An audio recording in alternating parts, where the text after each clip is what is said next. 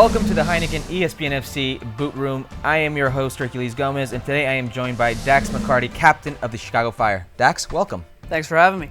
Dax, it's been a rough year, so to speak, for you guys. No wins on the road. What can Chicago do? What must they do to turn things around? I think it's a little bit about confidence. And I think everyone knows going on the road in this league is not easy. We've had some very difficult games on the road so far, LA Galaxy, LAFC, Toronto FC. And the good thing is that we've gotten some decent results, we've gotten some draws, and now it's just a matter of getting the confidence up to where we can turn those draws into wins. And so we're not getting too down on ourselves. We know the season is long. We have a lot of confidence, and I think that once we start scoring goals, the floodgates are going to open, and we're going to be able to get those results on the road. There seems to be a shift between the elite in Major League Soccer and the rest, and that's the money. Chicago, as far as competing with the elite, does it need to spend?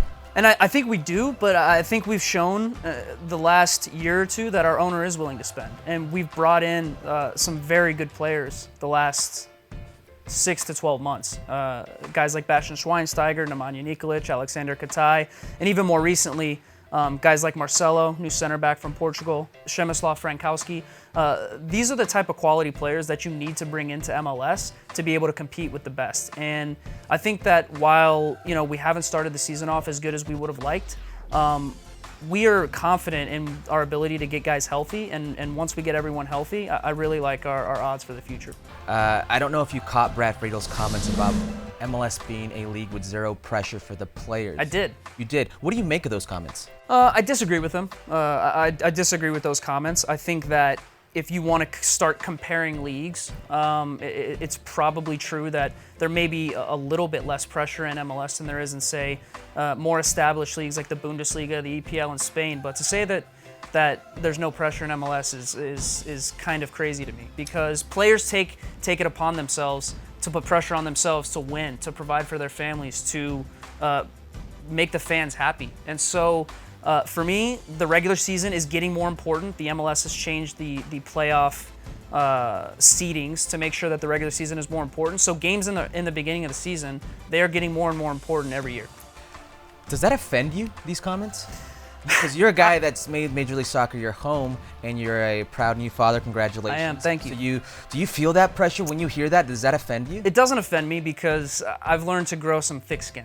And I've learned that being a part of Major League Soccer is a privilege, and that people that, let's say, have this maybe bias towards European soccer or South American soccer, let's say more established leagues, they're going to look at MLS and they're always going to try to find a way to knock it. There's not enough pressure. There's not enough quality.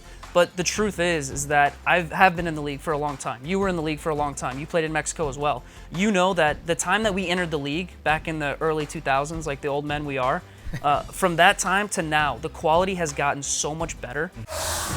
What does Dax McCarty do post-playing career? What's in store for you? That's a great question. I think that's about 5-6 years down the road, I hope. 37, fingers 38 crossed. years old? Yeah, I'm a young man. I'm a young man at heart. Take good care of myself, fit guy. Modern medicine's getting better. Exactly. Seeing massage therapist every day. Don't tell anyone that. But I don't know. I've thought about it. A little bit. I've started to have those internal dialogues with myself. And coaching is something that I am interested in, but it doesn't really call to me yet. Maybe it will as I get towards the end of my career, but I like what you do. I like what you do. Be able to talk about the game, to be able to watch a game. And look, I'm a soccer junkie. Honestly, my wife hates it. But every time there's a game on, it doesn't matter if it's USL or Champions League or World Cup. It doesn't matter. I'll watch a game. It doesn't matter. It really will. I like that you're saying that you want to go down this route, because I could totally see you next to me, and you're more than welcome. So let's take a little test really quickly. Let's do something. All right, Dax McCarty. All right, into the camera right now. You've played against both Zlatan Ibrahimovic or Carlos Vela at this moment. Who's on your team? Wow, that is a great question. And you know what? I have played against both recently. I will say right now, starting a team, I'm taking Carlos Vela. Why? And it's because the things that Vela has done in this league, and even for me, last year, I had him in the top 2 as MVP candidates. And I don't know, there's something for me about a guy who is capable of playing in any attacking position on the field. Literally, you can play him as a number 10, you can play him as a winger, you can play him as a striker. And he will be able to be dangerous in any position. Zlatan, he's a beast. He's a beast in the box. But for me, at this point in his career, Zlatan is a guy who relies on service. And he's a guy that relies on his teammates to create chances for him. And, you know, he's obviously capable of changing games at the drop of a hat in MLS, but it's mainly because of his presence. Carlos Vela, you give him the ball at half field, he's liable to dribble 5 guys and put it in the top corner. And so for me, that's the little bit of the difference right now.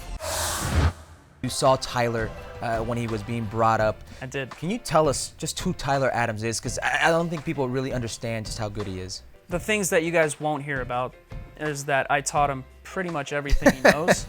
You're welcome, Tyler. No, he's a kid that I've never seen a mentality like that kid has in a young player. And when I first met him, he has this baby face, right? And he's super nice. And then you get on the field, and I like to describe him as like a Terminator. The guy does not know how to stop. And he's super gifted athletically. I think that's obvious for everyone to see. And the one thing that I've really been impressed with, when he started playing in MLS, I always thought he needed to get a little bit better technically to match that athleticism. Going to the Bundesliga, I think you could see he's been one of the best players in the Bundesliga. Yeah. I mean, it's crazy. And then you want to talk about giving chances to younger players and letting them flourish. I mean, that's what Major League Soccer has done for him. And now, you want to talk about no pressure in MLS. This kid has gone from playing in MLS, playing in really high pressure games, playoffs, supporter shield races, and now he goes to the Bundesliga and makes a seamless transition to be one of the best players on one of the best teams in the Bundesliga. I don't really know how you can argue that there's not much pressure in MLS. Is Tyler Adams your starting 6 on the national team? That's a good question, and I think that there are a lot of options in that position. I think, me personally, I would like to see him play more as a number 8. That's personally where I think he can be at his best. You can use his energy, you can use his industry, you can use his ability to tackle, to win the ball back high up the field. I think we've seen with Tyler, if he's in a high pressing system where he can go and not be constrained to one position, he's going to be extremely effective. And I think in Greg Berhalter's system, you know, I've watched the national team games and some games that they've played in. The number 6 is a guy who's going to be more of a stay-at-home guy and a guy that is there to keep the shape, keep the balance of the team, not go out running like crazy. So for me, I would love to see him play in a more number 8 role for now. Once he, you know, gets a little bit more cultured in the Bundesliga, once he starts to play that position a little bit more, I think that's going to be a position he's going to take over for the long term. Okay, so we got Dax McCarty, the head coach, with us right now. Give me your midfield trio for the U.S. men's national team. Not including myself, right? You can include yourself if you want, but I want a defensive midfielder and then or 2 defensive midfielders and an 8. Give me a trio. For me, I think the best type of balance that you could have in the national team right now would still be Michael Bradley as a number 6, Tyler Adams as a number 8, and Christian Pulisic as a number 10.